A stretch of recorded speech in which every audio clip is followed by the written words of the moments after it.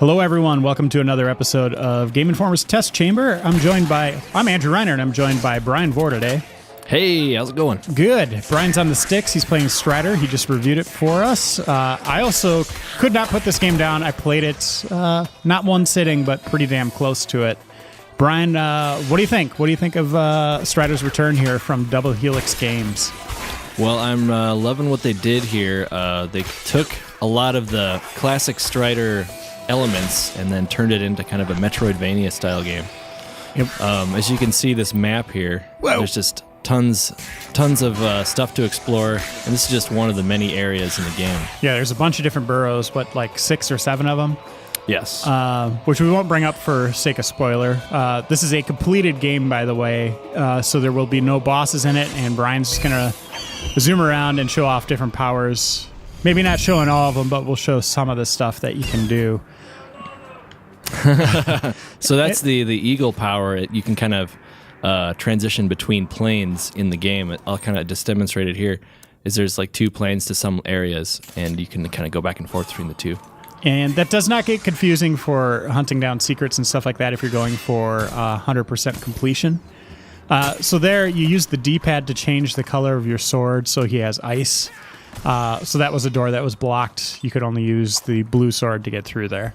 It's like super missiles and all that jazz. Right.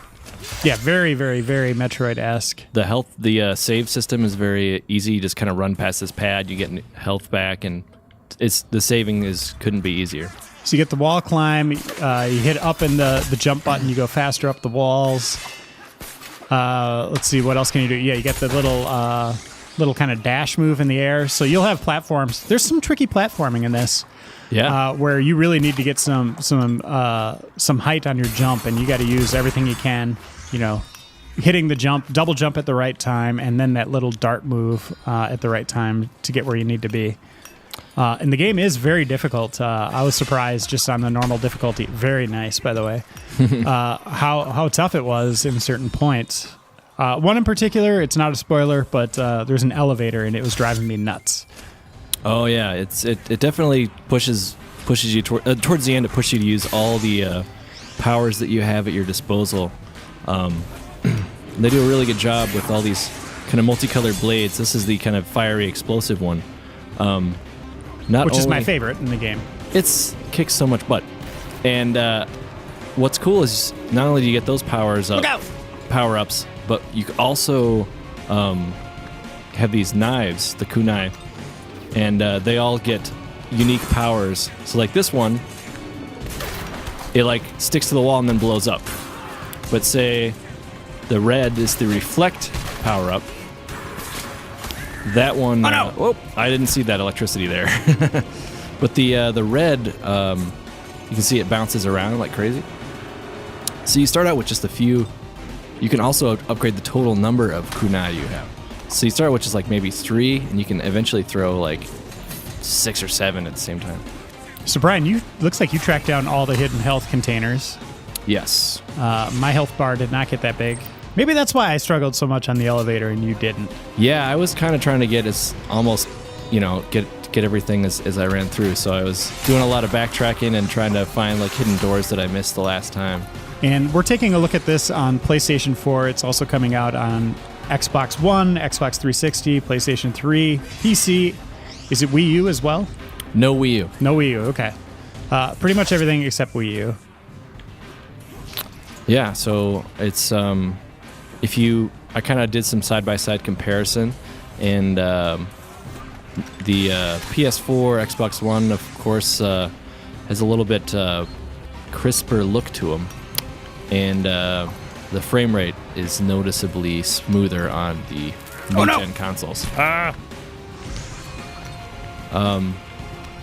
But I would have to think if you had never seen how awesome the new ones look, you might not be too weirded out.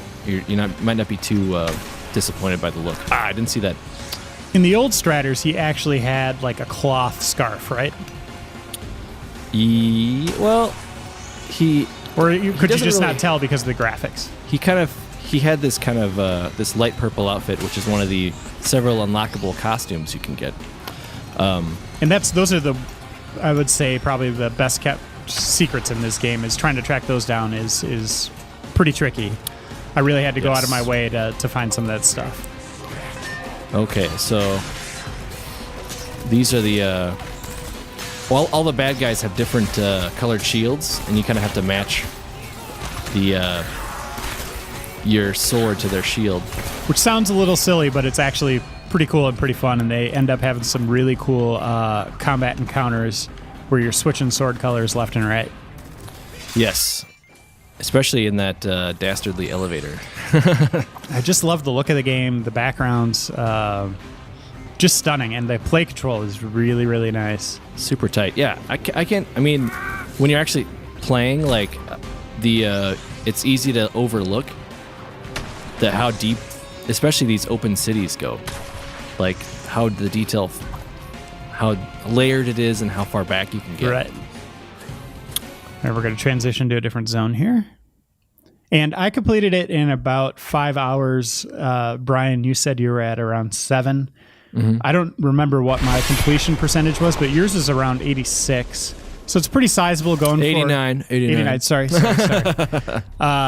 for 100% will take you some time, just because there is a lot of backtracking, and, you know, with new powers, very Metroid-esque. Yes, with the... it doesn't have a traditional, like, teleportation system. So if you're looking for, like, that Castlevania, like, oh, I want to clean things up and go over here and get this last item that I'm missing, it's not that simple. There is like this kind of Panther run that speeds things up a little bit, but you can't really get back and forth to old zones that easy. Oof, those rockets are killing you. Okay, I'm gonna do a little bit of this. There's an achievement for beating it in 4 hours. I think that'd be doable. Oh yeah, especially.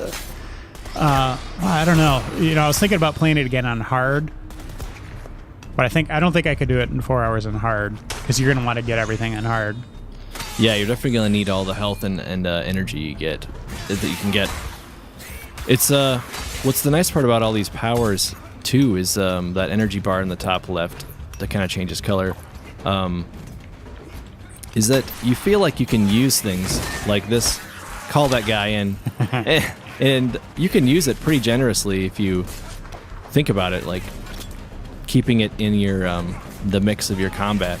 Like this Panther guy runs through and just eats these guys. You especially want to use this guy on like a smaller room, because the Panther can go back and forth and just eat. Oh, it's hilarious. The hell out of guys. But and everybody gets chopped in two. Like, yeah, no one is left intact when they're attacked, which is great. And if you there is a sword deflect, very nice. Yeah, with the red sword, you can actually deflect bullets back to the source, which is nice. And Brian's got it charged right now, so you hold down the attack button. Yeah, and you get a nice long slash. Another cool thing, if you're killing a lot of guys, there's a... Oh, every time I try That's been your nemesis in this, is the electrical fields. I'm just trying to run around and have fun, and they just pop out of nowhere to get me. Okay. There we go. Nice. But the there's that circular symbol that builds up, and if you hit enough guys without getting hit yourself by an off-screen kind of a mini boss mace rope thing. Come on, guy. Yeah, this isn't a boss, but it is one of the bigger adversaries that is in the game, and we'll end it with this guy here, Brian. All right. But yeah, it's fun to just slash the hell out of these guys. You can really pull in like different powers, and if you build that meter up, you get like a crazy mode where your blade extends super long, and you could do like double damage. It's pretty great. And Strider, like we listed the platforms. When is it out, Brian? It is out February 18th on PlayStation and consoles, and then February 19th on everything else. Okay. And do you know the price? It's $14.99. Okay, totally worth it in my opinion. I had like I said, couldn't put it down to a degree, and had a blast with it. So thanks, Ryan, for showing us this, and thank you all again for watching. We'll see you in the next test chamber.